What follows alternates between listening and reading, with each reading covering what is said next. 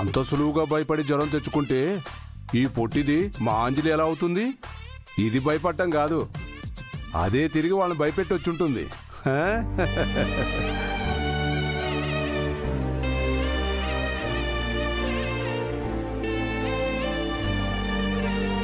పిల్లలు, సిచ్యువేషన్స్ బాలేవు. కొన్ని రోజులు మీరు ఇంట్లోనే ఉండాల్సి ఉంటుంది. స్కూల్కి కూడా వెళ్ళలేరు. ప్రిన్సిపల్ గారితో నేను మాట్లాడతాను.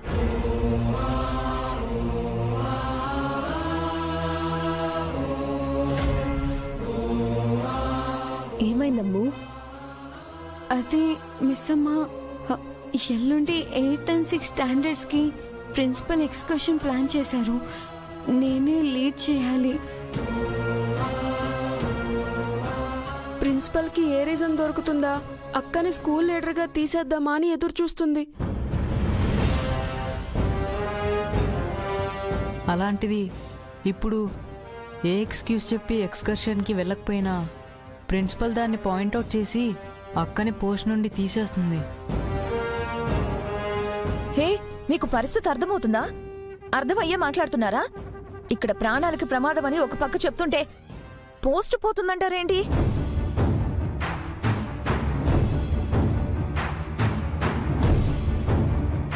పోతే పోయింది వెధవ పోస్ట్. అదేదో పెద్ద ప్రెసిడెంట్ పోస్ట్ అన్నట్టు మాట్లాడుతున్నావేంటి?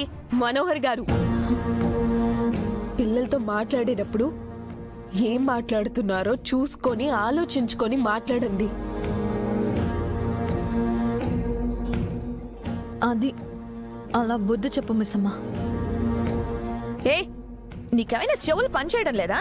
వాళ్ళు ఏమంటున్నారో వింటున్నావా? విన్నాను, అయినా మీరు మాట్లాడింది తప్పు. మనం చెప్పిన ప్రతిదీ అర్థం చేసుకునే వయసు, అనుభవం వాళ్ళకి లేవు.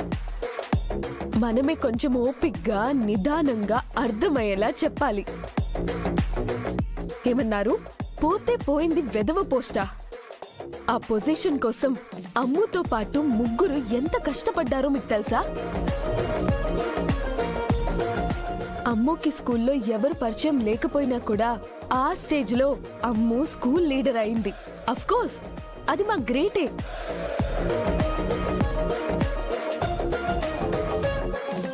దానికి అందరం చాలా గర్వంగా ఫీల్ అవుతున్నాం. ఇంకొకసారి పిల్లల గురించి ఇలా మాట్లాడితే నేనింత మంచిగా మాట్లాడను మనోహరి గారు. అంటే ఏంటి? పరిస్థితిని అర్థం చేసుకోకుండా వాళ్ళు అడిగారని ఎక్స్కర్షన్ కి పంపుతావా? ఎక్స్కర్షన్ ఎల్లుండి మనోహరి గారు. రేపటిలోపు ఆయన వాళ్ళని పట్టుకుంటే ఎల్లుండి పిల్లల్ని ఎక్స్కర్షన్ కి పంపడానికి ప్రాబ్లం ఏంటి?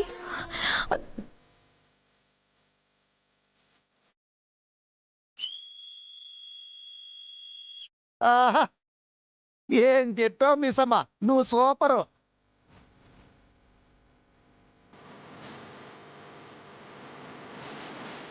ఒకవైపు భర్త సామర్థ్యాన్ని పొగుడుతూనే పిల్లలకి మంచి ధైర్యాన్ని ఇచ్చావు మిస్సమ్మ, నువ్వు సూపర్.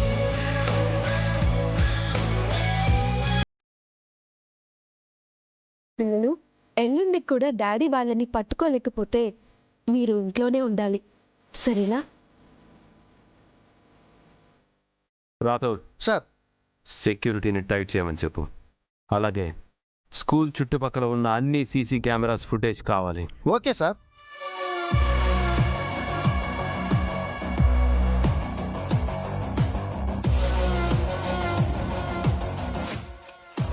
మిస్సమ్మ, మనోహర్ గారికి భలే ఇచ్చావు, నువ్వు సూపరు.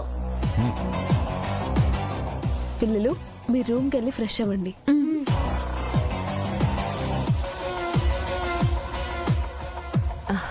మిస్సమ్మా, మీ నాన్న ఇంకా రాలేదు. ఓసారి ఫోన్ చేసి కనుక్కో. ఆ దుర్మార్గులు అన్నయ్య గారిని వెతుక్కుంటూ వెళ్తే కష్టం. సరే అత్తయ్య.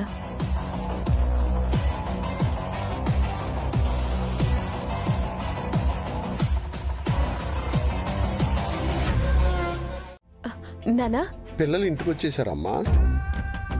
అంజలి పాప ఎలా ఉంది? జరిగిన దానికి ఎంత భయపడిందో ఏమో. అమ్మా, అసలు అంజలి పాపని ఎవరు కిడ్నాప్ చేయాలనుకుంటున్నారు? ఎందుకు కిడ్నాప్ చేయాలనుకుంటున్నారు? స్కూల్లో కిడ్నాప్ చేసిన విషయం మాకిప్పుడే తెలిసింది నాన్న. నానా, అవును, ఆ ఇంట్లో ఉన్న మీకు ఈ విషయం ఎలా తెలిసింది? ఆ, ఆ, ఆ, ఆ,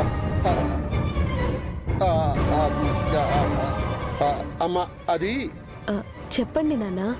అదేనమ్మా, రాతోడికి ఫోన్ చేశానమ్మా. రాతోడు చెప్పాడు. అసలు అక్కడ ఏం జరుగుతుంది? స్కూల్కి వచ్చింది ఎవరు? అంతకు ముందు ఆయన స్కూల్లో పట్టుకున్న అతను తప్పించుకున్నాడంట. వాడు ఆయన మీద పగబట్టి ఏదో చేయబోతున్నాడని ఇన్ఫర్మేషన్ వచ్చిందంట. అమ్మా, అక్కడ అందరూ బాగానే ఉన్నారు కదా? అందరూ బాగున్నారు. మీ గురించి పిన్ని గురించే కంగారు పడుతున్నారు. మీరు త్వరగా ఇంటికొచ్చేయండి. అసలు మీరు ఇంకా రాకుండా ఏం చేస్తున్నారు? ఈ ముసలి ప్రాణానికి ఏమవుతుందమ్మా? పైగా ఇంట్లో మీ పిన్ని నేను ఉంటాం. మా ఇంటి చుట్టూ బోల్డెన్ కుటుంబాలు, కావలసినంత మంది మనుషులు. ఎవరికి ఏం జరిగినా 10 మంది పరిగెత్తుకొని వస్తారు. అది కాదు నాన్న. అమ్మా బాగి, నీ భయం నాకు అర్థమైందమ్మా. కానీ మీ పిన్ని సంగతి తెలుసుగా. అక్కడికి వచ్చినా ఏదో ఒకటి చేస్తుంది.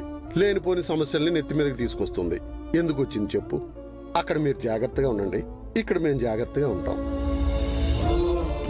సరే నాన్న, మీరు పిన్ని అస్సలు బయట తిరగకండి. ఏం అవసరం ఉన్నా నాకు వెంటనే ఫోన్ చేయండి. అలాగేనమ్మా, ఉంటా తల్లి.